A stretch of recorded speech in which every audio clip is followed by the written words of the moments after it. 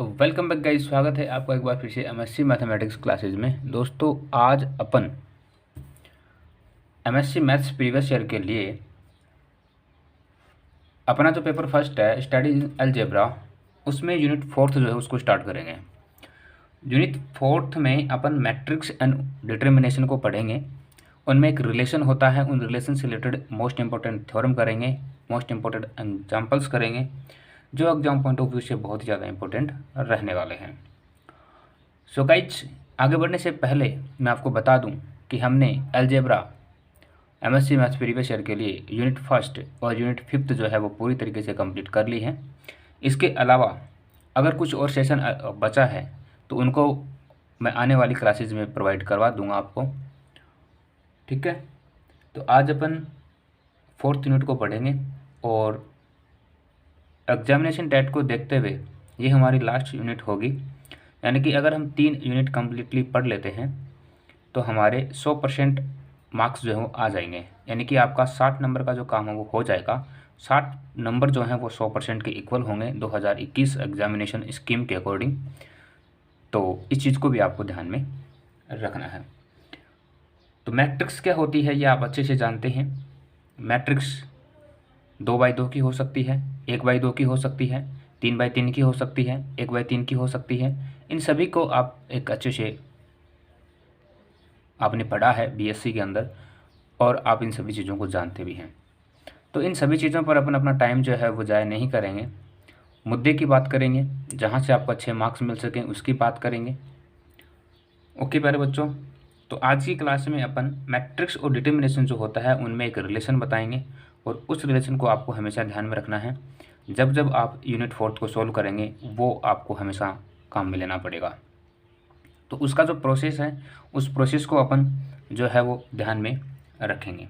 ठीक है, तो चलते हैं। सबसे पहले अपन इस यूनिट में लीनियर ट्रांसफॉर्मेशन की बात करेंगे। लीनियर ट्रांसफॉर्मेशन जो है वो होता क्या है इसके बारे में भी जानेंगे। तो लीनियर ट्रांसफॉर्मेशन होता क्या है इसके बारे में आपको थोड़ा सा डिटेल्स देता हूँ। जैसे हमने क्या माना कि v और v डैश ये दो क्या हैं, वेक्टर हैं किसी फील्ड f के अंदर। क्या हैं, किसी फील्ड f के अंदर। इसको याद कर लेना, ये आपको पता होना जरूरी है। v and v dash be a vector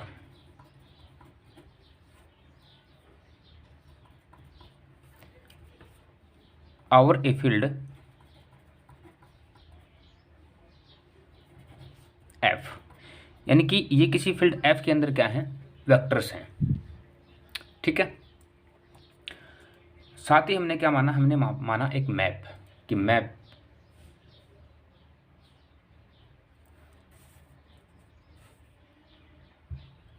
late A map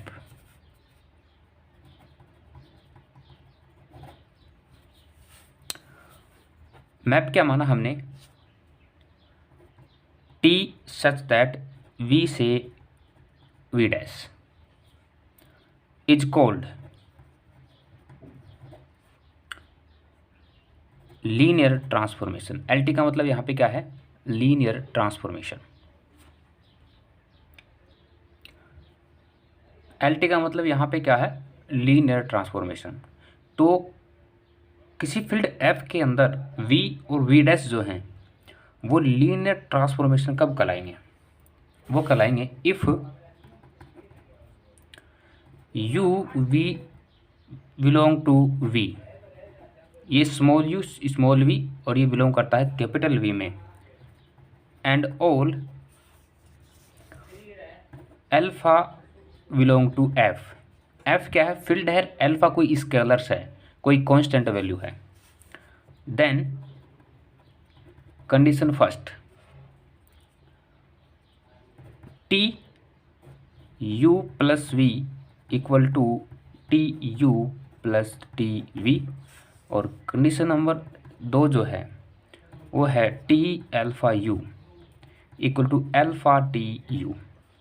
यानी कि यहाँ से हमें कंडीशन फर्स्ट जो है वो हमें किन्हीं 2 एलिमेंट के योग को बताती है, एडिशन को बताती है।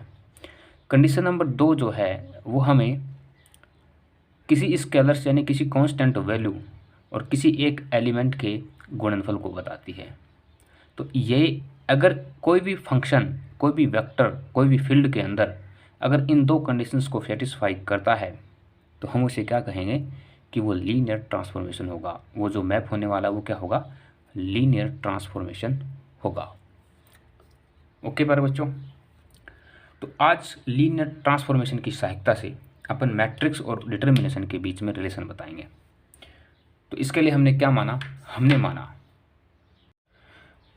तो इसमें रिलेशन बताने के लिए हमें क्या करना होगा, हमें सिर्फ और सिर्फ इतना सा करना है कि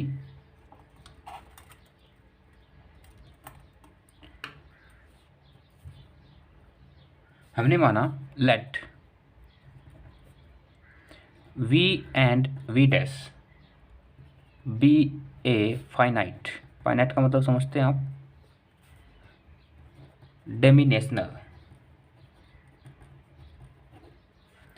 वेक्टर स्पेस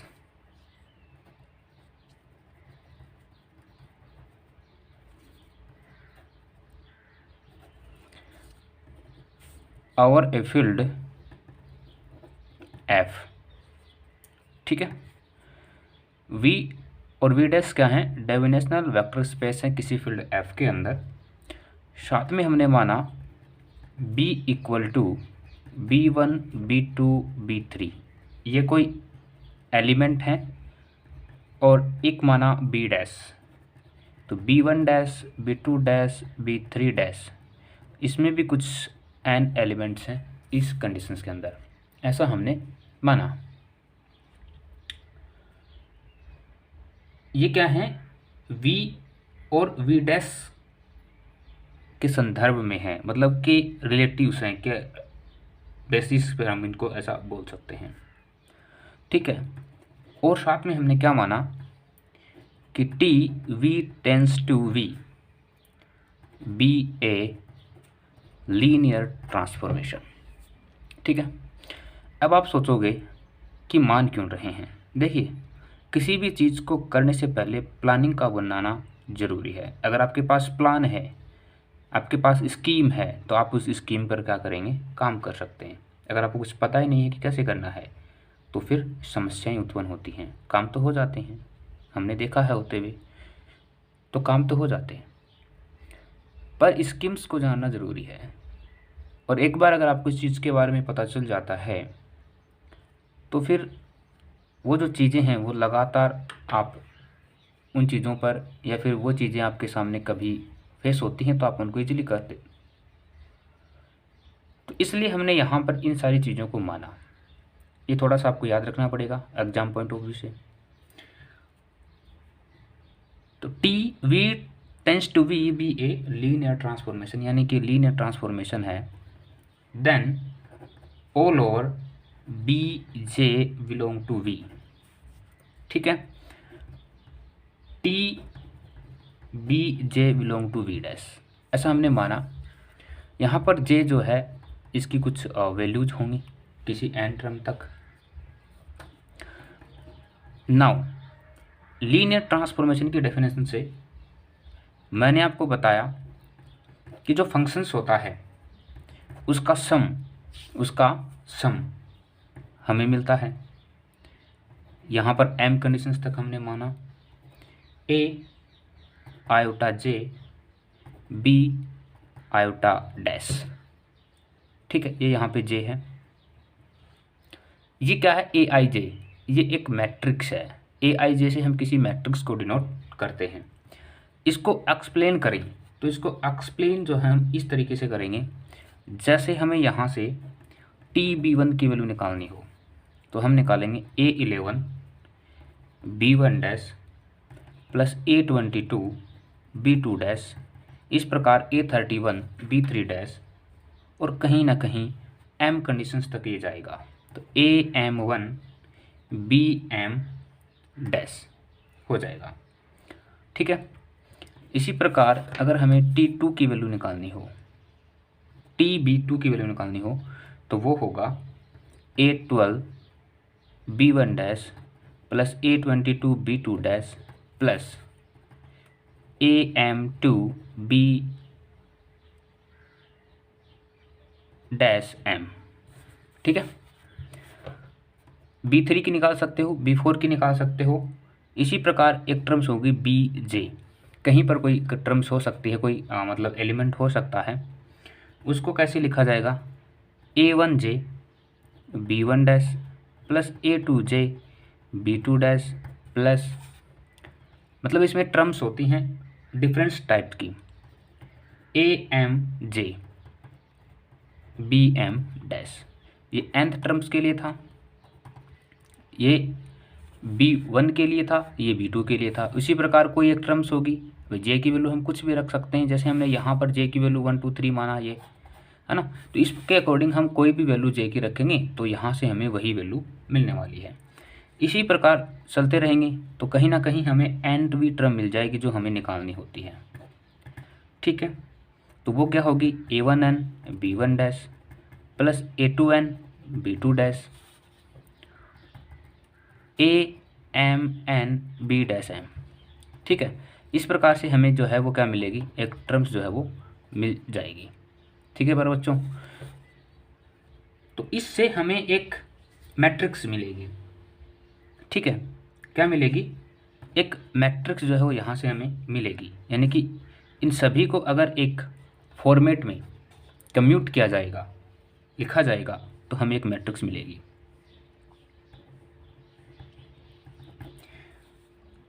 ऑफ टी के रिलेटिव में,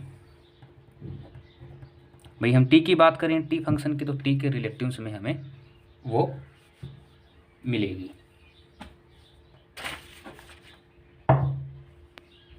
ठीक है। To the basis of